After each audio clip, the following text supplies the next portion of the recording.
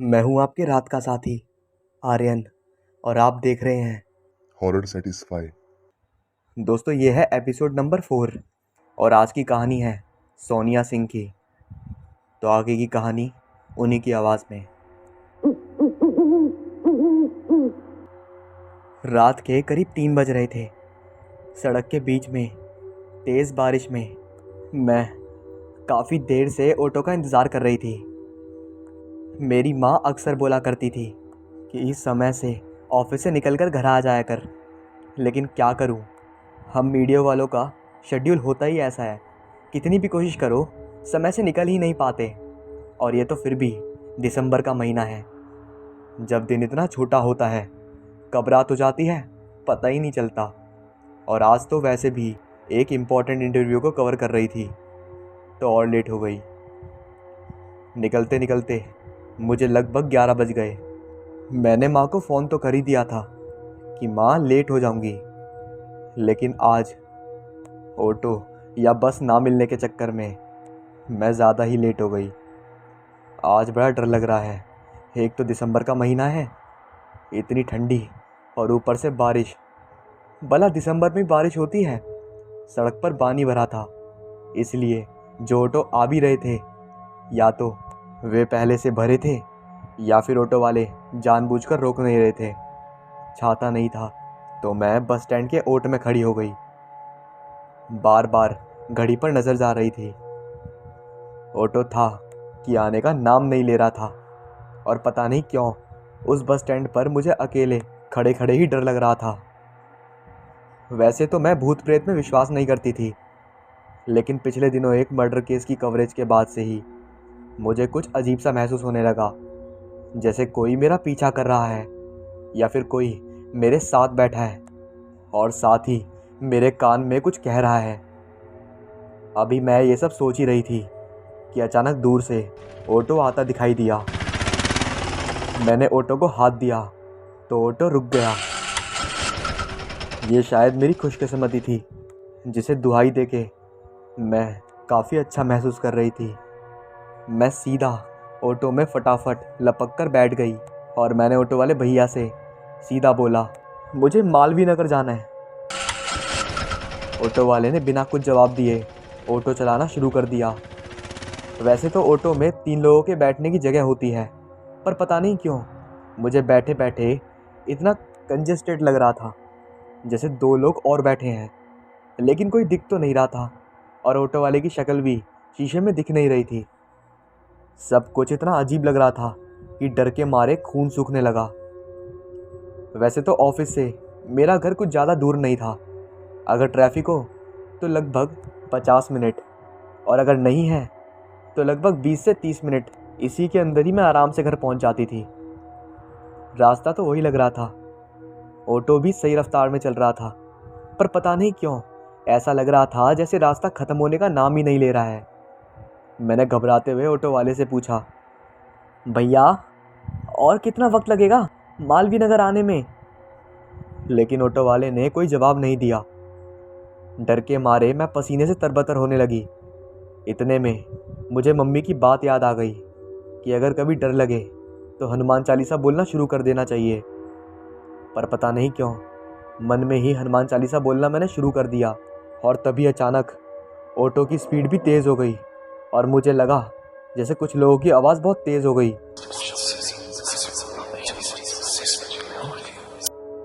कान अचानक उस शोर से फटने लगे।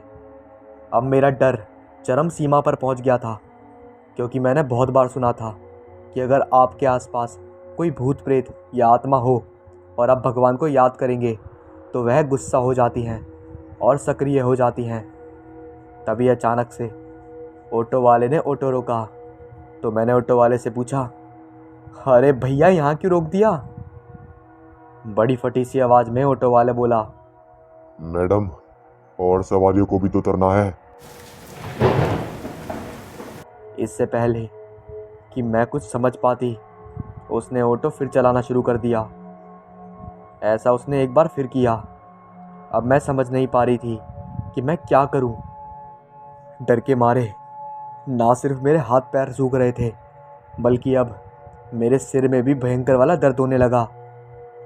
मुझे ऐसा लग रहा था कि जैसे आज ये मेरे जीवन का आखिरी दिन है। तभी मालवीय नगर बस स्टैंड देखकर मेरी जान में जान आई। मैं लपक कर ऑटो से उतरने को तैयार थी। तभी ऑटो वाला बोला, मैडम, आप कहे तो आपको घर तक छोड़ दूं? और कोई दिन होता तो मैं ऑटो वाले को लेकर घर तक आ जाती, लेकिन आज सिचुएशन ही ऐसी थी कि जितनी जल्दी ऑटो रुके और मैं भागकर घर पहुंचूं। ऑटो के रुकते ही मैं लपक कर नीचे उतरी। जैसे ही मैंने अपने पर्स में से पैसे निकाल कर उसे दिए और ऑटो वाले ने जैसे ही पीछे गर्दन घुमाई, उसका चेहरा देखकर मैं बेहोश हो गई। और जब मुझे होश आया तो मैं अपने कमरे में अपने बिस्तर पर थी। भगवान का लाख लाख शुक्र है, कितनी बार बोला है कि समय से घर आ जाया करो, पर नहीं।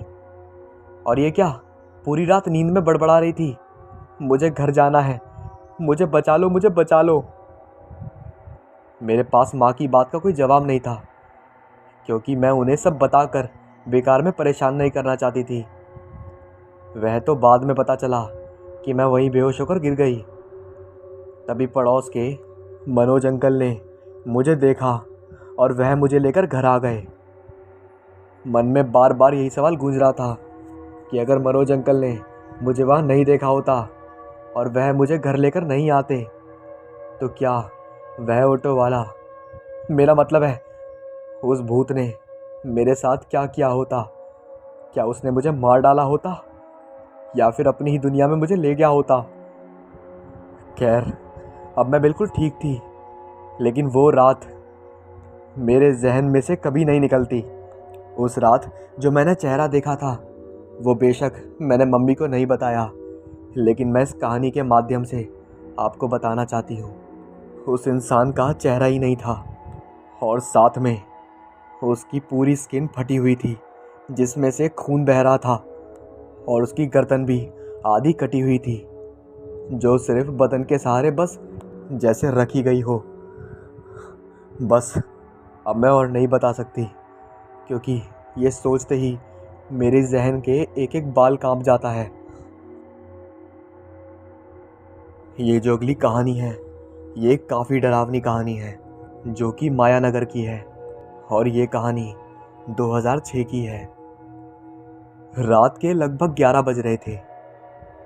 एक नया नया जोड़ा, जिसने शायद सुबह सुबह ही शादी करी थी, वो अभी बस स्टैंड पर खड़ा अपनी बस का इंतज़ार कर रहा था। साथ ही कुछ और यात्री भी खड़े थे, जो शायद उसी बस का इंतज़ार कर रहे थे। बस के आने का समय तो हो चला था, लेकिन ना जाने क्यों बस का कोई अता पता नहीं था।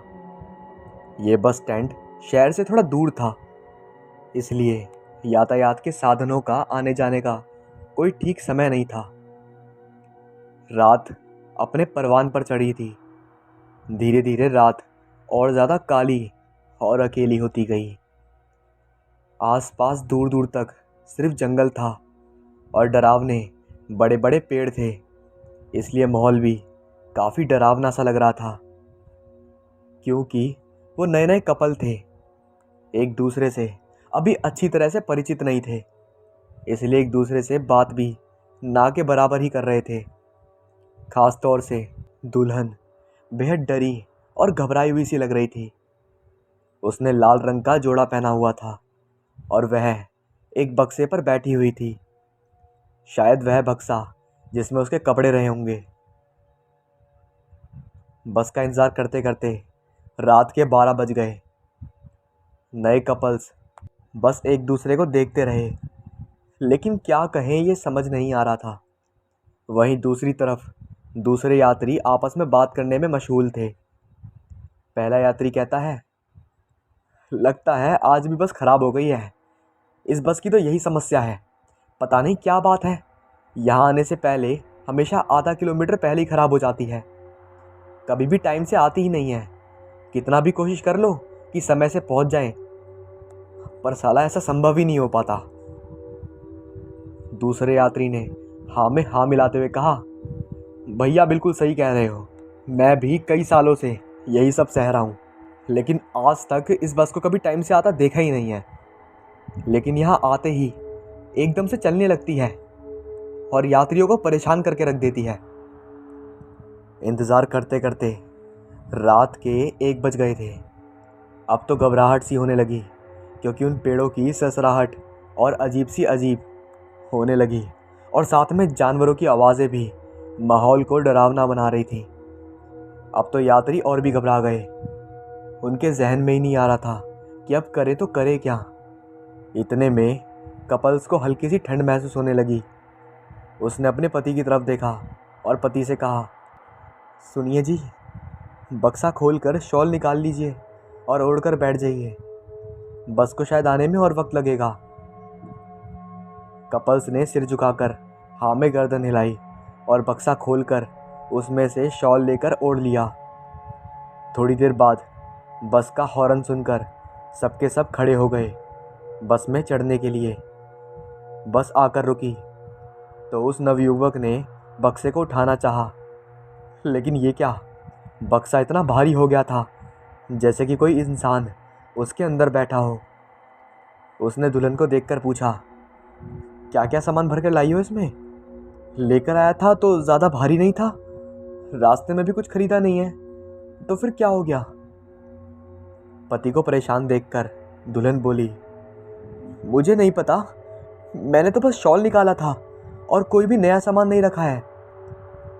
खैर, जैसे तैसे घसीट कर वह नवयुवक उस बक्से को लेकर बस में चढ़ा। बस में चढ़ते ही दोनों को सीट मिल गई, और सीट मिलते ही देर रात होने की वजह से उन दोनों को नींद आ गई। सुबह बस रुकी तो वह अपने गांव में थे। बक्से के भारी होने की वजह से उसे घर तक घसीट कर ले जाना पड़ा। नवयुवक के लिए अभी तक भी ये रहस्य था कि हल्का बक्सा इतना भारी कैसे हो गया। जैसे तैसे दोनों घर पहुंचे। माँ पहले से ही आरती लेकर खड़ी थी और उनका इंतज़ार कर रही थी। उन दोनों को वो देखते ही बोली, अरे बड़ी देर हो गई तुम लोगों को, और तुम लोगों को तो 2 घंटे पहले ही आ जाना चाहिए था। यहाँ पड़ोसी इंतज़ार कर कर के थक गए हैं। क्या बात हुई, सफ़र ठीक था ना? नवयुवक ने माँ को पैर छुए और बोला, हाँ माँ, सब ठीक है। बस वो जो बस है ना, वो थोड़ी लेट हो गई, और थोड़ी क्या, वो तो कुछ ज़्यादा ही लेट हो गई। रात के 1 बजे बस आई है। वहाँ खड़ी नई नई दुल्हन ने भी माँ के पैर छुए और आशीर्वाद लिया। माँ बोली, बेटा बक्से को अपने कमरे में रख दो। युवक बक्से को घसीट कर अपने कमरे में ले जाने लगा तो माँ ने हैरानी से पूछा, अरे क्या क्या सामान ले आई है ससुराल से, जो बक्सा घसीटना पड़ रहा है, उठाया भी नहीं जा रहा। इस पर युवक खींच कर बोला, पता नहीं माँ, वहाँ तो हल्का था, रास्ते में पता नहीं कैसे भारी हो गया, और यही मेरे समझ में नहीं आ रहा। इस पर माँ हंसने लगी और किचन में चली गई। युवती ने नहा धोकर अपना बक्सा खोला और नई साड़ी पहन ली। उस नई साड़ी में वह हूर की परी लग रही थी। पड़ोसी आए और मुंह दिखाई की रस्म हुई। सबने दुल्हन को तरह तरह के उपहार और आशीर्वाद दिए। पूरे दिन मिलने में ही बीत गए। जब रात हुई तो दुल्हन ने फिर दोबारा अपना बक्सा खोला और हल्की सूती साड़ी निकालकर पहन ली। साड़ी पहनकर जब उसने आईने में अपने आप को देखा तो वह देखकर घबरा गई, क्योंकि उसका चेहरा तो आईने में दिख ही नहीं रहा था। ये तो किसी और औरत का चेहरा था। वो एकदम से चीख पड़ी। इतने में सास और पति भागते हुए आए और बोले, क्या हुआ, तुम ठीक तो हो ना? दुल्हन समझ ही नहीं पा रही थी कि वह क्या बोले। कुछ भी बताने से पहले उसने बात को खुद समझने की कोशिश की। जिस भी जगह उसे मौका मिलता वह अपने चेहरे को देखने की कोशिश करती, लेकिन उसे उसका चेहरा कहीं नहीं दिखाई देता, बल्कि एक अलग ही चेहरा दिखाई देता। जब रात को सासू माँ के बुलाने पर दुल्हन खाना खाने बैठी तो उसने कोशिश की कि वह थाली में अपना चेहरा देखे, लेकिन वहाँ पर भी उसे दूसरी औरत का चेहरा दिखाई दे रहा था। अपने साथ ऐसा होता देख उसका सिर भारी हो गया। उसका मन खाने को ना हुआ, लेकिन एकाएक उसे इतनी भूख लगने लगी थी कि जैसे सब कुछ उसके कंट्रोल से बाहर हो गया। उसने युवती ने इतना अधिक खाना खाया कि सास और उसका पति दोनों हैरान रह गए कि वह एक आम इंसान होकर इतना खाना कैसे खा सकती है। खाना खाकर वह कमरे में आई और उसने बक्से में से रात को सोने वाले कपड़े निकाले और बदल लिए। उसने अपनी साड़ी पहनी, उतार कर बक्से में रख दी और बक्से को साथ ही बंद कर दिया। अचानक से वह अपने आप को बेहद हल्का महसूस करने लगी। उसने आईने में खुद को देखा। इस बार उसे अपना चेहरा दिखाई दिया। अचानक उसे भूख का एहसास हुआ। पति जैसे ही कमरे में आया, उसने शर्माते हुए कहा, सुनिए जी, मुझे भूख लगी है, वो मैंने खाना अच्छे से नहीं खाया। पति बेहद हैरानी से देखने लगा। फिर वो किचन से उसके लिए खाना लाया। दुल्हन धीरे धीरे शर्माते हुए खाना खा रही थी। उसके चेहरे पर संतुष्टि के भाव थे और पति यहाँ हैरान था कि एक ही इंसान अलग अलग तरह से कैसे व्यवहार कर सकता है, क्योंकि जब वह पहले खाना खा रही थी तो बहुत ही जंगली और अजीब तरीके से खा रही थी। अब पति को कुछ गड़बड़ लगने लगी। वह युवक अपनी माँ के पास जाकर बोला कि उसे कुछ खतरा महसूस हो रहा है। उसकी पत्नी की कुछ हरकतें हैं जो उसे ठीक नहीं लग रही हैं। माँ भी भाप गई। माँ ने तुरंत अपने बक्से में से ताबीज़ निकाला और उस ताबीज़ पर पूजा की भभूत लगाकर उसे दे दी और कहा, जाओ इसे अपनी पत्नी के गले में पहना दो। युवक जब अपने कमरे में पहुंचा तो उसकी पत्नी सो रही थी। सोते हुए वह बेहद मासूम लग रही थी। उसे देखकर युवक को उस पर प्यार आ गया। ताबीज़ पहनाने के लिए जैसे ही वह उसकी तरफ मुड़ा, अचानक उस युवती ने आंखें खोली और वो एकदम से चिल्लाने लगी, तू कौन होता है, इसके और मेरे बीच में आने वाला? युवक एकदम घबरा गया। उसका चेहरा पसीने से तरबतर हो गया और उसने चिल्लाकर अपनी माँ को बुला लिया। लेकिन ये क्या, माँ के आते ही वह बिल्कुल सामान्य हो गई। अब पति समझ ही नहीं पा रहा था कि क्या करे। खैर, वह रात तो जैसे तैसे कट गई। अगले दिन सुबह होते ही पति ने सारी बातें अपनी माँ को बताई। माँ समझ गई कि कुछ ज़्यादा ही गड़बड़ है, क्योंकि जब भी वह उस बक्से से कुछ निकालती है, उसकी पर्सनैलिटी बदल जाती है। अब माँ ने अपने बेटे को कहा कि जब वह सामान्य व्यवहार में हो तब उसे सब बातें बताओ, क्योंकि वही है जो उस बक्से की चुड़ैल को अपने ऊपर हावी होने से रोक सकती है। बेटा समझ गया। जब वह सोकर उठी, नहाई धोई, फिर उसने बक्से से एक साड़ी पहनी। साड़ी पहनने के बाद उसका व्यवहार बिल्कुल सामान्य हो गया था। उसने पिछले 2 दिन की तरह नॉर्मल पूजा की, प्रसाद भी खाया और सबको दिया। अब माँ और बेटा समझ गए कि उससे सबकी बात की जा सकती है। माँ और बेटे ने उसे बैठाकर सब बात बताई। लड़की समझ गई और उसने माँ का दिया हुआ पूजा वाला ताबीज़ अपने गले में पहन लिया। घर में तांत्रिक को बुलाया गया। घर में घुसते ही तांत्रिक ने नेगेटिव ऊर्जा को भांप लिया और पूरे घर का निरीक्षण करने लगा। कमरे में उस बक्से को देखकर बोला, इस बक्से में ही है वह चुड़ैल जो सालों से भटक रही थी। ओझा ने पलटकर उन पति पत्नी से पूछा, क्या तुमने किसी सुनसान जगह पर इस बक्से को खोला था? तब दोनों ने याद करने की कोशिश की और उन्हें याद आया कि जिस दिन हम घर आने के लिए बस का इंतज़ार कर रहे थे तो मुझे ठंड लगी। मैंने अपने पति के कहने पर बक्सा खोलकर गर्म शॉल निकाल लिया। इस पर तांत्रिक बोला, बस वहीं से घुसी है ये तुम्हारे बक्से में। तुम्हारे जिन कपड़ों पर कलावा बंधा है उन्हें पहनने पर ये तुम पर हावी नहीं हो पा रही है, लेकिन जब तुम दूसरे कपड़े पहन रही हो तो तुम्हारे अंदर घुस जा रही है। इसलिए तुम वही कपड़े पहनो जिन पर कलावा बंधा हुआ है। और 2 दिन बाद अमावस की रात है। उस दिन पूजा होगी और उसको हमेशा के लिए उस चुड़ैल को बक्से समेत यहाँ से बहुत दूर फेंक देंगे। इंतज़ार की घड़ियाँ बीत गई। आखिर आज वह अमावस की रात आ गई। तांत्रिक ने अपनी पूजा शुरू कर दी और वह बक्से की चुड़ैल भी बड़ी खतरनाक आवाज़ में चीख चीख कर कहने लगी, बड़ी मुश्किल से मुझे शरीर मिला था और तू मुझसे इसे दूर करना चाहता है। मैं तेरा विनाश कर दूंगी। बरसों से भटक रही हूँ मैं। मेरी आत्मा को शांति नहीं मिली है। अब तो मैं इसे अपने साथ ही लेकर जाऊंगी।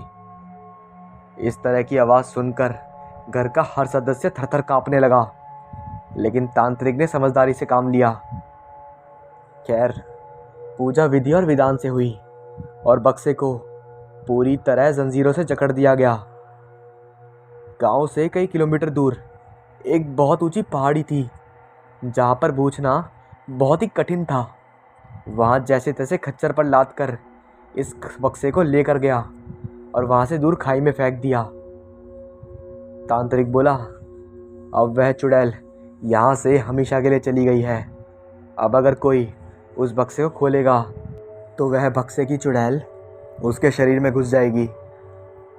अगली बार ऐसी सुनसान जगहों पर थोड़ा चौकन्ने रहना, क्योंकि ये अतृप्त आत्माएं ऐसी सुनसान जगहों पर ही होती हैं।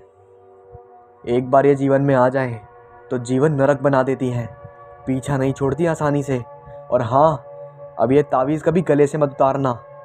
ये मैंने ही तुम्हारी सास को दिया था तुम्हें बचाने के लिए, और उसके हाथ में भभूत देते हुए कहा था कि रोज़ इसका टीका तुम पे ज़रूर लगाएं। 2 दिन बाद, अमावस की रात बीतने के बाद, घर का हर इंसान खुश था। आज वह युवती लाल रंग की साड़ी पहने बहुत खूबसूरत लग रही थी। पति बोला, तुम मेरे जीवन की चांदनी हो, बस हमेशा ऐसे ही रहना। वह बक्सा एक गहरी खाई में गिरा हुआ है। क्या कोई कभी उस बक्से को देखेगा? क्या आपको उस बक्से को खोलना है? कमेंट में ज़रूर बताएं। मेरा नाम राजीव कुमार है और मैं पेशे से एक डॉक्टर हूँ। मेरा क्लिनिक रामनाव चौक पर है। मैं राजगढ़ से हूँ। 3 साल पहले मेरी शादी हुई है।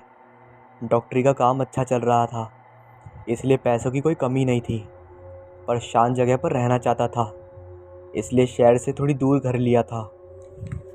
सुबह शाम आधा आधा घंटा ड्राइव करके घर आना जाना होता था।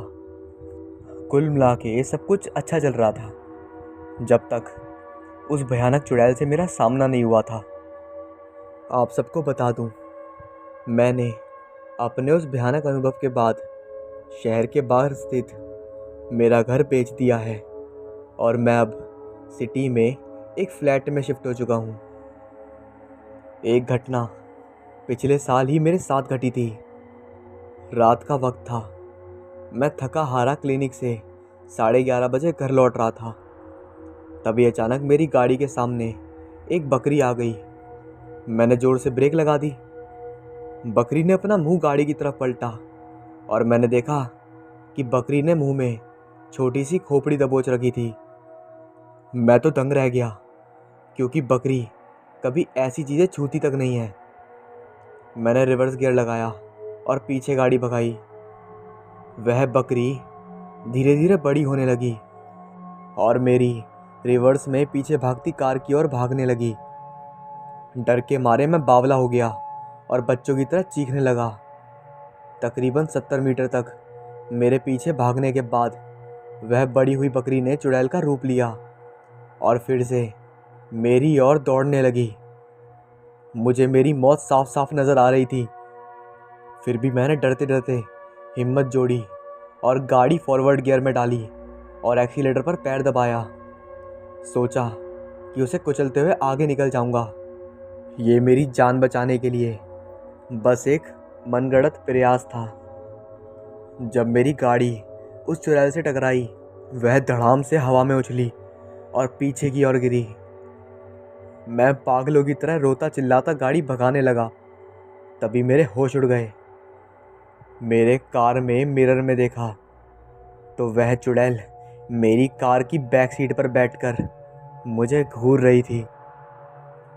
अब मेरी आवाज़ निकलनी बंद हो चुकी थी और बस मैं कांपता हुआ गाड़ी चलाए जा रहा था और आने वाली भयानक मौत का इंतज़ार कर रहा था। तभी वह चुड़ैल पिछली सीट से गायब होकर मेरी बगल वाली सीट पर बैठ गई।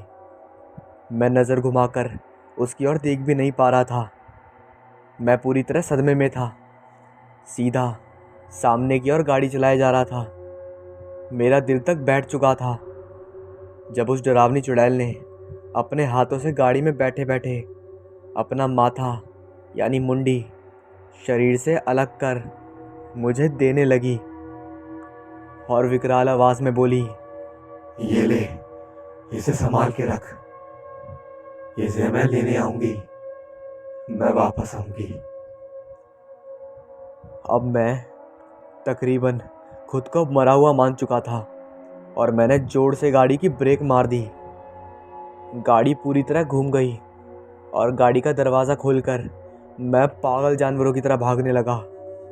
वह मेरे पीछे आ रही थी या नहीं ये मुझे पता नहीं था और ये देखना मैंने ज़रूरी भी नहीं समझा। 1 आध किलोमीटर तक दौड़ लगाई तो गला सूख गया और अचानक ठोकर खाकर मैं रोड पर ही धड़ाम से गिर गया।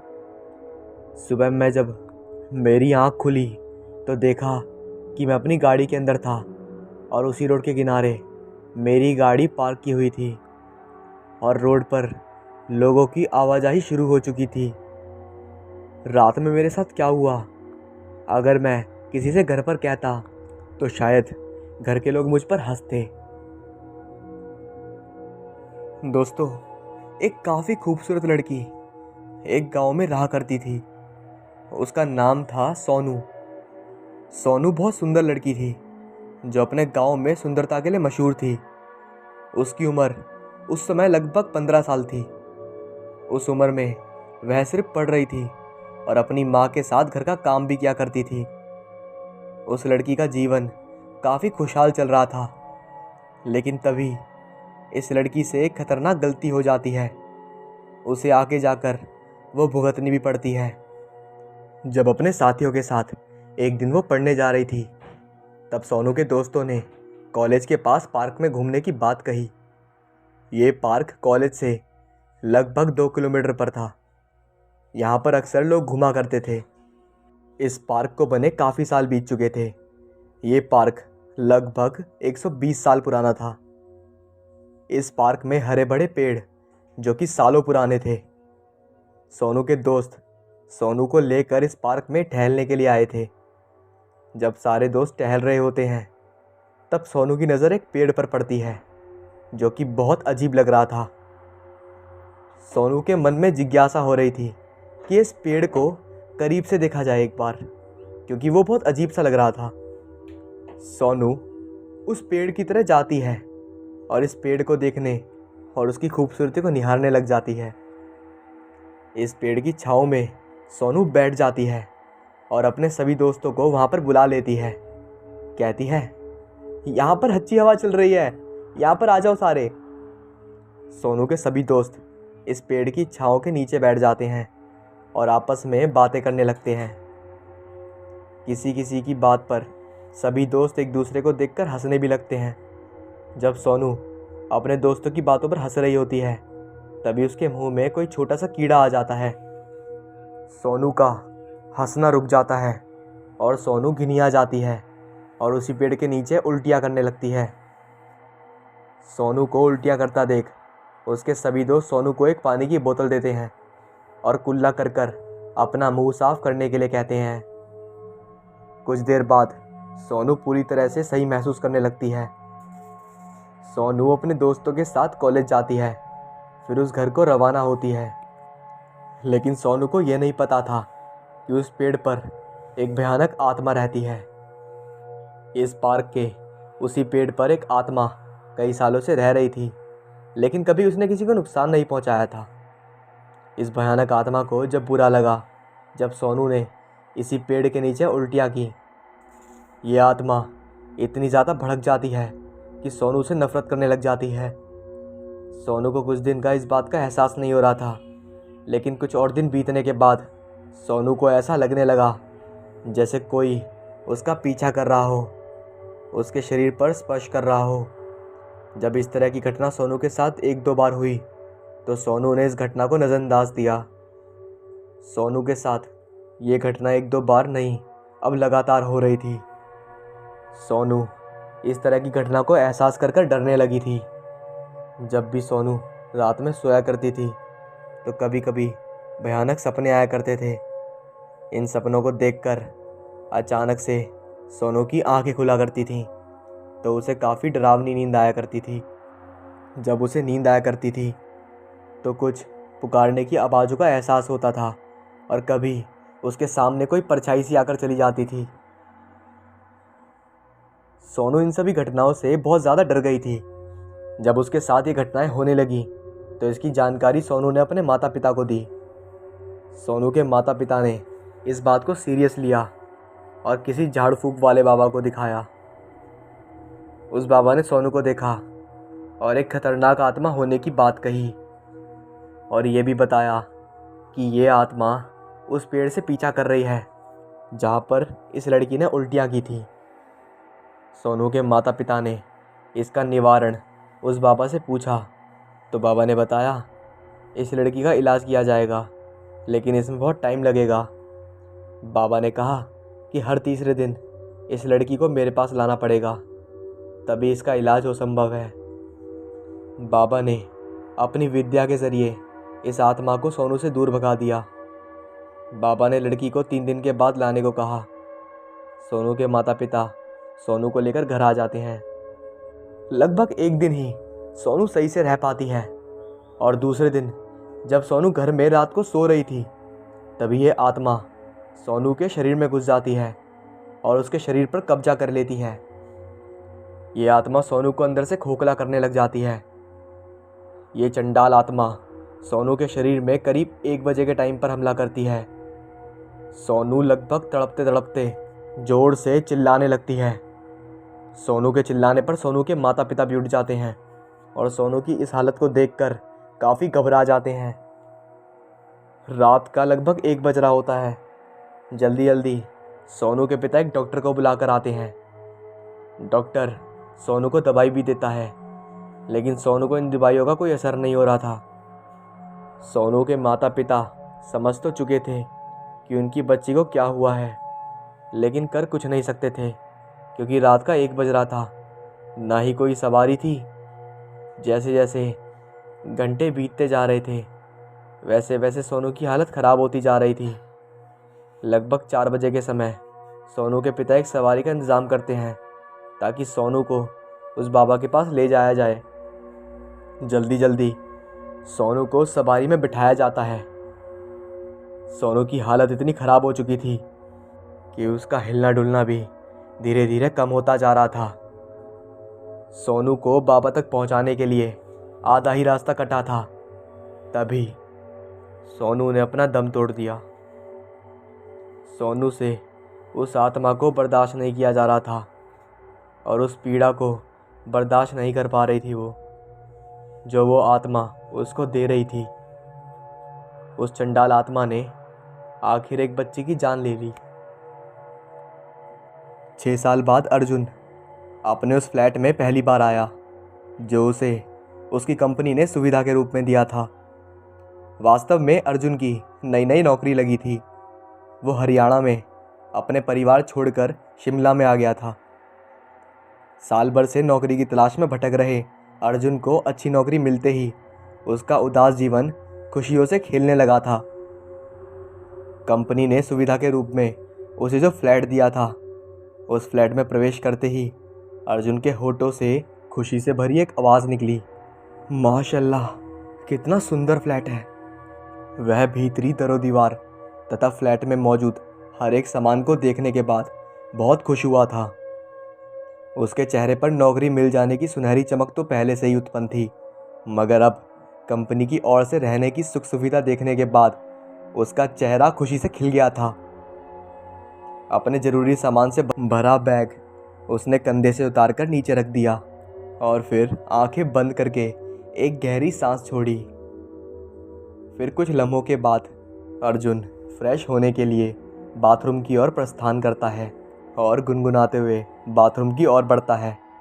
इतना ही नहीं, उसके थिरकते कदम उसकी गुनगुनाहट पर खुशी का इजहार स्पष्ट रहे थे। वह झूमता थिरकता वॉशरूम में पहुंच गया। बाथरूम में भीतर पहुंच अर्जुन ने सामने लगे आईने पर नज़र डाली और एक शानदार स्टाइल में वह स्वयं को देखकर मुस्कुराया।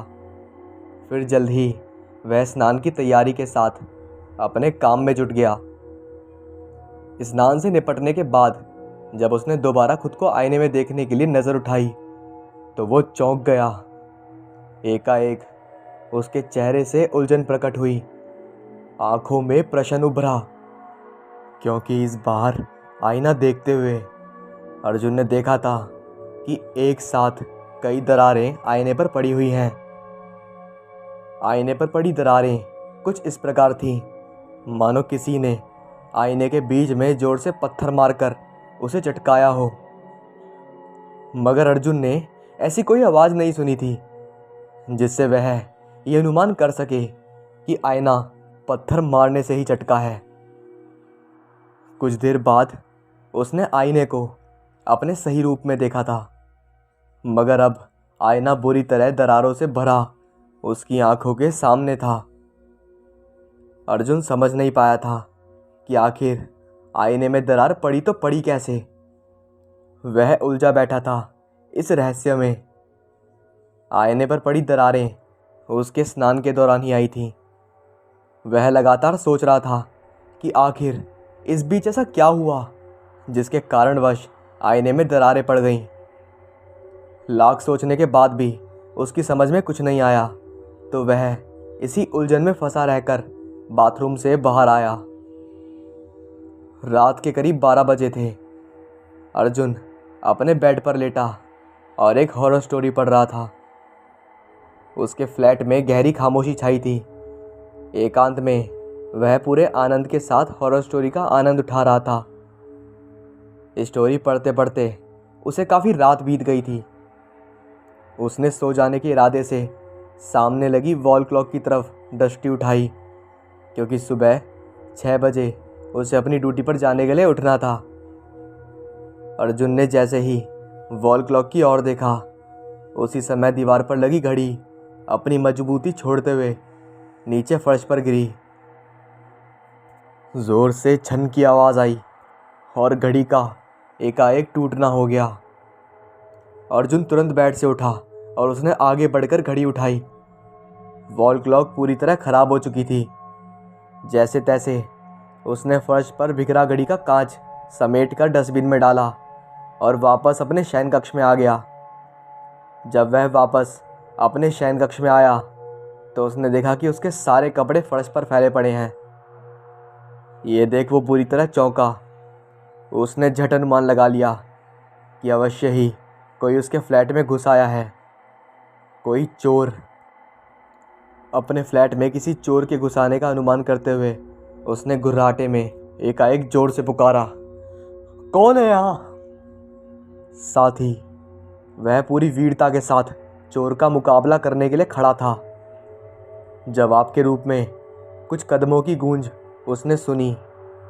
ये समझते अर्जुन को अधिक समय नहीं लगा कि कोई व्यक्ति उसके फ्लैट से भाग निकलने की कोशिश कर रहा है, क्योंकि फ्लैट में गूंज रहे कदमों की आवाज़ फ्लैट से बाहर की ओर जाती सुनाई दे रही थी। अधीर कदमों के साथ अर्जुन उसी तरफ बढ़ा जहां उसे कदमों के गूंजने की आवाज़ें होने का अंदेशा हो रहा था। वह फुर्तीले कदमों के साथ आगे पहुंचा तो उसने देखा कि फ्लैट का डोर खुला हुआ है। दरवाज़ा खुला देखने के बाद वह आश्चर्यचकित था। दरवाज़ा कैसे खुला या किसने खोला? इन प्रश्नों के उत्तर सोचने का सही समय नहीं था उसके पास। दिमाग में सावन की घटा की तरह घुमड़ रहे प्रश्नों को ज्यों का त्यों वह अपने दिमाग में छोड़े रखकर फुर्ती से आगे बढ़ा। फ्लैट से निकल अर्जुन ने बाहर की ओर नज़रें गड़ाई, परंतु बाहर उसे कोई नज़र नहीं आया। साथ ही वातावरण की शांति को महसूस करते हुए ऐसा तनिक भी एहसास नहीं हुआ कि कुछ देर पूर्व वहाँ कोई आया या गया भी है। हर तरफ गहरी खामोशी छाई हुई थी। अर्जुन उलझन भरे भाव चेहरे से व्यक्त करता वापस फ्लैट में चला गया, मगर फ्लैट का दरवाज़ा खुला जानने के बाद उसके मन में क्रोध उठे प्रश्न बराबर जोर मार रहे थे। वे अभी तक थमे नहीं थे। तूफानी रफ्तार के साथ अपनी दुर्दशा अर्जुन को चिंतित कर रही थी। धीमे धीमे कदमों के साथ अपने बेडरूम की ओर बड़े कदम अर्जुन ने मन ही मन कहा, कहीं ऐसा तो नहीं कि ये दरवाज़ा मुझसे ही नहीं खुल रहा। मन में ऐसा कहते हुए अर्जुन सोचपूर्ण मुद्रा अपना एक स्थान पर ठिठक गया था। फिर अगले ही क्षण अर्जुन के दिमाग से एक प्रश्न गूंजा, पर वे कदमों की आवाज़ें कैसी थी जो अभी भी सुनाई गई। फिर अगले ही पल उसे लगा कि हो सकता है रात के इस खामोश माहौल में उसके कान बजे होंगे, क्योंकि बिखरे कपड़ों को देखकर उसने सोचा था कि शायद उसके फ्लैट में कोई चोर घुस आया है। तो इसी विचार के रहते उसे खामखा ऐसा लग रहा हो कि कोई चोरी छिपे उसके फ्लैट से निकल कर गया है। दिमाग में उभरते सारे सवाल और जवाब को उसने वहीं वक्त पर ख़त्म कर अपने फ्लैट का दरवाज़ा बंद कर दिया और लाइट ऑफ करके बेड पर आ गया। आधी रात बीत चुकी थी। फ्लैट में अजीब सी गंध फैल जाने के कारण अर्जुन की आँख खुल गई। बेड से उठकर उसने सारी लाइटें ऑन की तथा इधर उधर नज़रें दौड़ाईं। ये जानने का प्रयास करने लगा कि आखिर गंध आ कहाँ से रही है। इसी तलाश में वह फ्लैट का चप्पा चप्पा छान मारकर अंत में स्नानघर की ओर बढ़ा। जब वह स्नानघर में पहुंचा तो बुरी तरह शॉक रह गया।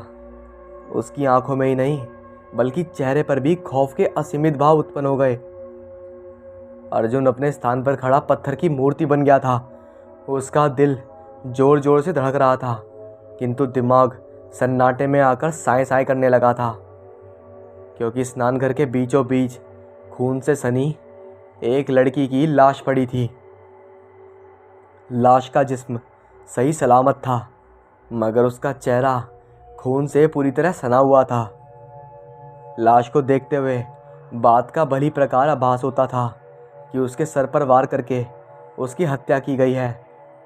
लाश के चेहरे पर छाया खून सूखी पपड़ी बन गई थी। इससे यह अनुमान लगाया जा सकता था कि उसकी हत्या काफ़ी वक्त पहले हो चुकी है। लाश को अपने बाथरूम में देखते हुए भयभीत अर्जुन की समझ में तनिक भी नहीं आया कि ये लाश किस प्रकार उसके स्नानघर में आ गई। अर्जुन का तो जैसे पूरा दिमाग ही खराब हो चला था। उसकी समझ में कुछ नहीं आ रहा था। कुछ देर के बाद मानो वह गहरी गफलत से जागा तो उसे ख्याल आया कि वह फौरन इस घटना के बारे में पुलिस को बताए। मन में ये विचार आते ही वह वापस अपने शयन कक्ष में पलट गया। बेड पर रखा उसने अपना मोबाइल उठाया और झट से पुलिस स्टेशन नंबर पे डायल कर दिया। इससे पहले कि वह पूरा नंबर डायल कर पाता, किसी ने मधुर स्वर में उससे पुकारा। इस मधुर स्वर को सुनते ही वह तत्काल पीछे पलट गया। पलटकर उसने देखा कि उसकी आंखों के सामने वह लड़की खड़ी है, जिसे एक लाश के रूप में देखते हुए वह अपने बाथरूम में छोड़कर आया था। लड़की अपने उसी रूप में थी जिसमें अर्जुन ने उसे बाथरूम में देखा था। उसे देखकर अर्जुन बुरी तरह डर गया। सब कुछ भूलकर उसने लड़की से भयभीत स्वर में पूछा, कौन हो तुम? वह युवती चेहरे से बड़ी ही खौफनाक भाव व्यक्त करते हुए बोली, मैं एक लाश हूँ, वही लाश जिसे अभी कुछ देर पहले तुमने अपने बाथरूम में देखा था। वो तो मैं भी जानता हूँ, मगर तुम जिंदा कैसे हो गई? अर्जुन कांपते हुए सर में बोला, तुम्हें लाश बनाने के लिए। युवती की बातें आतंकित थीं। अर्जुन को अब ये समझने में वक्त नहीं लगा कि उसके सामने खड़ी जिंदा लाश वास्तव में एक भूत है।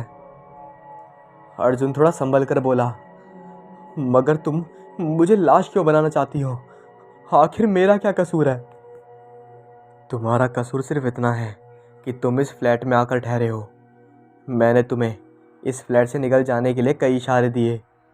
पहले तुम्हारे स्नानघर के आईने में दरारें डाली, फिर तुम्हारी वॉल क्लॉक तोड़ दी, फिर उसके बाद तुम्हारा कपड़ों से बैग खाली करके कपड़े बाहर फेंक दिए, फिर तुम्हारे फ्लैट का दरवाज़ा खोल दिया ताकि तुम पेश आई इन छोटी छोटी घटनाओं से डरकर भाग जाओ। मगर तुम बहुत निडर निकले। इसलिए अब मैं तुम्हें किसी भी कीमत पर ज़िंदा नहीं छोड़ सकती। मगर तुम मुझे इस फ्लैट से क्यों निकालना चाहती हो? क्योंकि इसी फ्लैट में 2 आदमियों ने मिलकर मुझे मार डाला था। उसी दिन से मैं इस फ्लैट में रहती हूँ। पर ऐसा तुम्हारे साथ क्यों हुआ? उन आदमियों ने तुम्हारा मर्डर क्यों किया? अर्जुन ने पूछा। क्योंकि वो दोनों मुझे उठा लाए थे। इस फ्लैट में लाकर उन्होंने मेरा बलात्कार किया था, फिर उसके बाद मेरा कत्ल कर दिया था। तब से उनकी प्रतीक्षा में मैं यहाँ रहती हूँ। एक दिन वो दोनों यहाँ ज़रूर आएंगे और मैं उन्हें अपने हाथों से ख़त्म कर दूँगी। इसके लिए इस फ्लैट का खाली रहना बहुत आवश्यक है। ठीक है, तो मैं ये फ्लैट छोड़कर अभी चला जाता हूँ। अर्जुन ने पूर्वोत्तर दिया। नहीं, वह आदेशात्मक स्वर में बोली। अब इस फ्लैट से तुम्हारी लाश ही जाएगी, क्योंकि तुम मेरी हकीकत जान गए हो। लिहाजा तुम्हें ज़िंदा छोड़कर मैं ज़माने के लिए चर्चा का विषय नहीं बनना चाहती, वरना मेरा मकसद अधूरा रह जाएगा। मुझ पर भरोसा करो। अर्जुन पीछे हटते हुए बोला। मैं तुम्हारा राज ही रखूँगा। मैं तुम्हारे बारे में किसी से कुछ नहीं कहूँगा। मेरा यकीन करो, मुझे जाने दो। तुम जिंदा यहाँ से नहीं लौट सकते। मुझे जाने दो। ये कहते हुए अर्जुन इस हद तक पीछे हटा कि अब और पीछे नहीं जा सकता था, यानी उसकी कमर दीवार से सट गई थी। लड़की डरावना भाव चेहरा पर लिए उसकी ओर कदम उठाने लगी।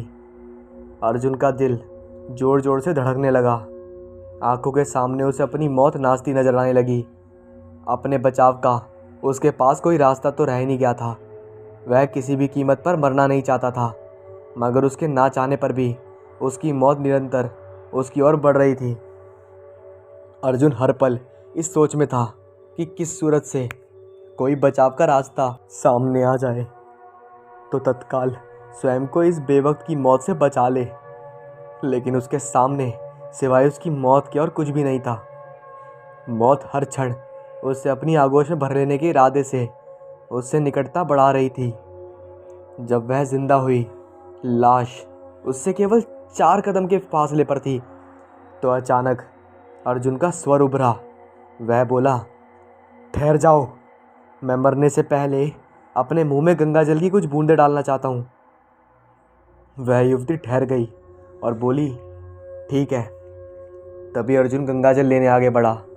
वह गंगाजल लेकर वातव युवती के पास चला आया। वहाँ आते ही अर्जुन ने सारा गंगाजल उस लड़की पर उड़ेल दिया, जो मरकर भी जीवित थी। गंगाजल उस पर गिरते ही उसमें आग लग गई। वह प्रेत आत्मा चीखती चिल्लाती रही। आग उसमें चारों तरफ से लगी थी। अर्जुन इस दृश्य को देखकर बस देखता रह गया। जल्दी ही वो जिंदा हुई लाश जलकर राख हो गई। शरीर भस्म होते ही उसकी आत्मा रोशनी बनकर खिड़की से निकली और आकाश की तरफ चली गई। भस्म हुए शरीर की सारी राख खुद ब खुद वहाँ से गायब हो गई। उस वक्त अर्जुन ने राहत की सांस ली। कैसी लगी आपको ये वाली कहानी, कमेंट में ज़रूर बताएं।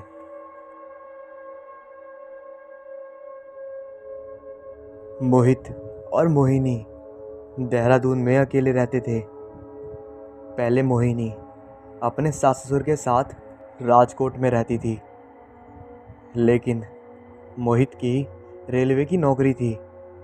इस कारण से उसका तबादला हर 3 साल में एक जगह से दूसरी जगह पर होता रहता था। इस बार उसका तबादला देहरादून में हुआ।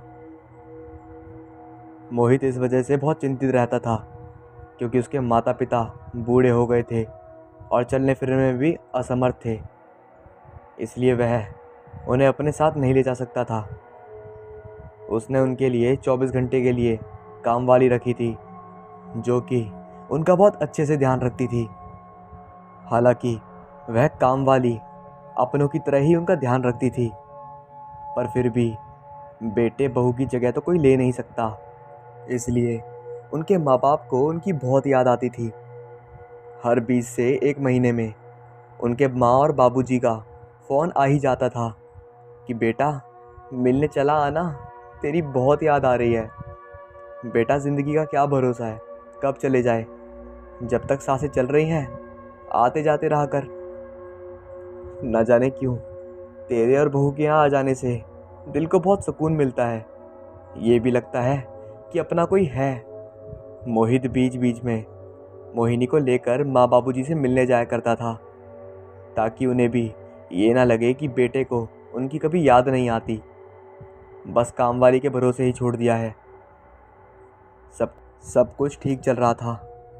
तभी एक दिन मोहित जल्दी काम से लौट आया और मोहिनी से पूछा, पिक्चर देखने चलोगी? मोहिनी ने भी सहमति में सर हिलाकर नेकी और पूछ पूछ का इशारा किया। कम से कम आपने मेरे बारे में सोचा तो सही कि मैं घर में बैठे बैठे कितनी बोर हो जाती हूँ। ठीक है, तो तुम तैयार हो जाओ, आधे घंटे में निकलेंगे। मोहिनी तैयार होकर आ गई और दोनों पिक्चर देखने निकल पड़े।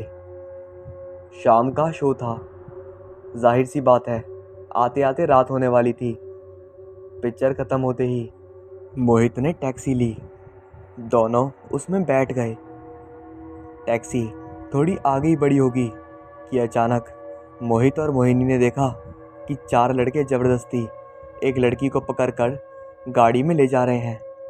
वह लड़की चिल्ला रही थी, बिलख रही थी, मुझे छोड़ दो, मुझे छोड़ दो। उन्होंने उसकी एक ना सुनी, ज़बरदस्ती गाड़ी में बिठा लिया और उसके साथ ज़बरदस्ती करने लगे।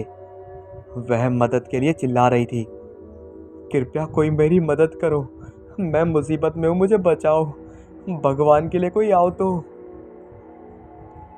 मोहित ने ये सब देख लिया था और अब उससे रहा नहीं गया, तो मोहित ने ड्राइवर को गाड़ी रोकने के लिए कहा और गाड़ी से उतरा। उसने गाड़ी का पीछा भी किया, बहुत मिन्नतें भी की, लड़की को छोड़ दो वरना मुझसे बुरा कोई नहीं होगा, ऐसे किसी के साथ ज़बरदस्ती नहीं कर सकते। लेकिन उन्होंने उसकी एक ना सुनी और देखते ही देखते आंखों के सामने लड़की का बलात्कार करके लहूलुहान करके सड़क पर फेंक कर चले गए। मोहित कुछ ना कर सका। मोहित ने देखा लड़की की सांसें अभी भी चल रही थीं। उसने बिना वक्त गंवाए लड़की को उठाया और हॉस्पिटल ले गया। मोहिनी ने उससे कहा, इन सब झमेलों में मत पड़िए, अगर इसे कुछ हो गया तो हम मुसीबत में पड़ जाएंगे। लेकिन मोहित ने कहा, इंसानियत नाम की भी कोई चीज़ होती है, मैं ऐसी अवस्था में किसी को मरने के लिए तो नहीं छोड़ सकता। ना तुम चिंता करो, सब ठीक हो जाएगा। मोहिनी ने भी सहमति में सर हिलाया। फिर दोनों उसके ट्रीटमेंट के लिए डॉक्टर से बात करने लगे। डॉक्टर साहब, प्लीज़ जल्दी से एडमिट कर लीजिए, हालत इसकी बहुत दयनीय है। लेकिन डॉक्टर ने कहा, ये पुलिस केस है, मैं ऐसे इनका इलाज नहीं कर सकता, पहले पुलिस को लेकर आइए। मोहित ने कहा, जब तक पुलिस को लेकर आऊँगा इनकी मौत हो जाएगी, इंसानियत के नाते कृपया जल्दी इनका इलाज शुरू कर दीजिए। डॉक्टर ने मोहित की एक ना सुनी और कहा, आपको यहाँ इन्हें लाना नहीं चाहिए था, ये चंद घड़ियों की ही मेहमान है, मेरी मानो तो आप भी यहाँ से निकल जाओ और लड़की को जहाँ से लाए हो वहीं छोड़ आओ, नहीं तो मैं भी फंसूंगा और आप भी। लेकिन मोहित से रहा नहीं गया। वह पुलिस स्टेशन गया और जल्दी जल्दी सारी बातों को बताकर पुलिस को अस्पताल ले आया। लेकिन तभी डॉक्टर ने बताया कि उस लड़की की मौत हो चुकी है। मोहित तो जैसे असमंजस में पड़ गया और ये सोचने लगा कि अगर डॉक्टर समय से इलाज कर देता तो लड़की शायद आज बच जाती। लेकिन अब क्या हो सकता था, उसके हाथ में तो कुछ भी नहीं था। मोहित और मोहिनी फिर घर लौट आए, लेकिन वह खौफनाक रात भुलाई नहीं भूल रही थी। वह यही सोच रहे थे, हमने पिक्चर देखने का प्रोग्राम नहीं बनाया होता काश। उस दिन के बाद से वह दोनों कभी चैन से सो नहीं पाए। बार बार उनकी जहन में उस लड़की का विकलता चेहरा बार बार आ रहा था। वो खौफनाक रात भुलाए नहीं भूल रही थी। एक बार के लिए तो जैसे उन दोनों की दुनिया ही रुक गई थी। मोहित दिल से काफ़ी अच्छा इंसान था, लेकिन वो बस इसी बात का गम बना रहा था कि काश वो थोड़ी हिम्मत दिखा देता, वो कुछ कर देता, लेकिन वो क्या ही करता बेचारा। तभी उसे एक सपना आया। वो शायद अमावस की रात थी। कोई लड़की किसी गाड़ी के ऊपर बैठी थी। उसका चेहरा मोहित की तरफ नहीं था, उसकी पीठ मोहित की तरफ थी, और वो लड़की बस मोहित से यही कह रही थी, भगवान के लिए मेरी मदद करो, ऊपर वाले के लिए मेरी मदद करो। मोहित समझ नहीं पाया कि ये हो क्या रहा है और ये कौन है। तभी उस लड़की ने अपना चेहरा मोहित की तरफ घुमाया, जिसे देखकर मोहित की रूह कांप गई। वो लड़की अब डायन बन चुकी थी, और उस लड़की ने मोहित से कहा, डरो मत, मुझे तुम्हारी कोई दुश्मनी नहीं है। तुम्हें मेरी बस एक मदद करनी होगी। तुम्हें उन चारों लड़कों को इसी रास्ते पर रात के 12 बजे लाना होगा। अगले हफ्ते अमावस्या है। तुम्हें इसी रोड पर, इसी जगह पर किसी भी तरह उन चारों लड़कों को लाना होगा, वरना मेरी आत्मा को मुक्ति नहीं मिलेगी। इसके साथ ही मोहित हांफता हुआ अपने बेड से उठा, और मोहिनी भी ये देखकर उठ गई और बैठ गई। उसने बोला, क्या हुआ मोहित, कि तुम इतने डरे हुए कैसे हो? मोहित ने इसे महज एक सपना समझा और पानी पीने चला गया। पानी पीकर अगले दिन वो अपनी ड्यूटी पे था। आज उसकी नाइट शिफ्ट थी, क्योंकि रात का स्टेशन मास्टर आज नहीं आया था, तो आज मोहित को ही वहीं लगना पड़ा था। तो डे और नाइट उसने दोनों साथ में करी थी। रात में पूरा स्टेशन खाली हो चुका था, वहाँ पर एक परिंदा भी नहीं था पर मारने के लिए। तभी मोहित को एक लड़की ट्रैक पे चलती हुई नज़र आई, जो उसकी तरफ ही देख रही थी, लेकिन मोहित की तरफ सिर्फ उसकी आंखें ही चमक रही थी, उसे कुछ नज़र नहीं आया। उसने अपनी ग्रीन लाइट दिखाते हुए उस लड़की को ट्रैक से हटने के लिए कहा, लेकिन वो लड़की नहीं हट रही थी। मोहित भागता हुआ ट्रैक के पास गया। अरे पागल लड़की, मरना है क्या यहाँ ट्रैक पे? मरना है तो कहीं और जाके मर। मोहित का वैसे ही सुबह से बहुत ज़्यादा दिमाग ख़राब था, इसलिए उसने सारा गुस्सा उस लड़की पर उतार दिया। लेकिन जब उस लड़की को उसने ध्यान से देखा तो उसकी सिट्टी पिट्टी गुल हो गई, क्योंकि ये तो वही लड़की थी। उस लड़की ने बोला, मर तो मैं पहले ही गई थी, लेकिन तुमने मेरी बात नहीं मानी अभी भी। मैं तुमसे हाथ जोड़ती हूँ, मेरा बस ये काम कर दो, मेरी आत्मा को मुक्ति दिला दो। मोहित की हालत अब बहुत ख़राब हो चुकी थी। उसे अब कुछ समझ में नहीं आ रहा था कि ये हो क्या रहा है उसके साथ। जो वो देख रहा है वो सच है या सिर्फ एक छलावा है।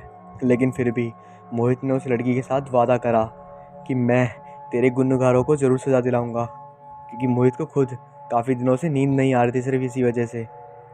मोहित ने सोचा कि वो क्या कर सकता है उन लोगों को बुलाने के लिए, और वो उसकी बात क्यों मानेंगे। मोहित ने अपने एक फ्रेंड से बात करी और उससे बोला और उसे सारा प्लान समझा दिया, जिसके बाद मोहित की दोस्त रात 9 बजे उनके घर के बाहर पहुंच गई, जिनका एड्रेस मोहित ने निकलवा लिया था। और फिर उन चारों से प्यारी प्यारी बातें करने लगी और साथ में उन्हें मंत्रमुग्ध कर लिया, और सीधा अपने संभोगधर का हवाला देकर उन्हें उस रोड पे आने के लिए मना लिया। और वो लड़के जैसे ही रात के 11:30 बजे उस रोड पे आए, तो वो लड़के उसकी फ्रेंड के साथ भी छेड़छाड़ करने लगे, जिसके बाद तभी एक ज़ोरों की हवा चली। इसके बाद वहाँ मौत का खेल चालू हुआ। एक गुंडे को तो वहाँ पर पकड़कर सीधा किसी अदृश्य शक्ति ने बिल्डिंग के सरिये से दे मारा, जो सरिया उसके सीने के आर पार हो गया। ये देखकर तीनों वहाँ से भागने लगे, लेकिन तभी वहाँ पे रखा हावड़ा किसी अदृश्य शक्ति ने उठाया और सीधा वो फावड़ा उसके सर से पार कर दिया, जिसकी वजह से उसका सर कलम हो गया। वहाँ पर दो जने भागते हुए आए और उन्हें एक आकृति बनी हुई दिखाई दी, जिसकी लाल लाल आंखें थी। उसके बाल चारों ओर लहरा रहे थे और वो आकृति खड़े हुए उन सब पर हंस रही थी। उन दोनों ने वहाँ पर बैठकर नाक रगड़ी और उससे माफ़ी मांगने लगे अपनी हरकतों के लिए। लेकिन उस आकृति ने उन दोनों को उठाकर उन्हें बिल्डिंग से नीचे फेंक दिया। और जब नीचे देखा तो नीचे 4 सरिये रखे थे और उसके अंदर उनकी डेड बॉडी घुस गई। सुबह हुई, जब पुलिस आई तो पुलिस ने इन्वेस्टिगेशन करी। तब उन्होंने पाया कि इन्हें तो बड़ी बेरहमी से मारा गया है, लेकिन उन्हें कोई सबूत नहीं मिला। इसलिए पुलिस ने वो फाइल बड़ी जल्दी बंद भी कर दी। और अगले दिन मोहित के सपनों में वो फिर से आई और इस बार वो काफ़ी खुश थी और मोहित को धन्यवाद कहकर वो चली गई। और उसके बाद मोहित भी हमेशा खुश रहा और वो फिर उसे कभी दिखाई नहीं दी।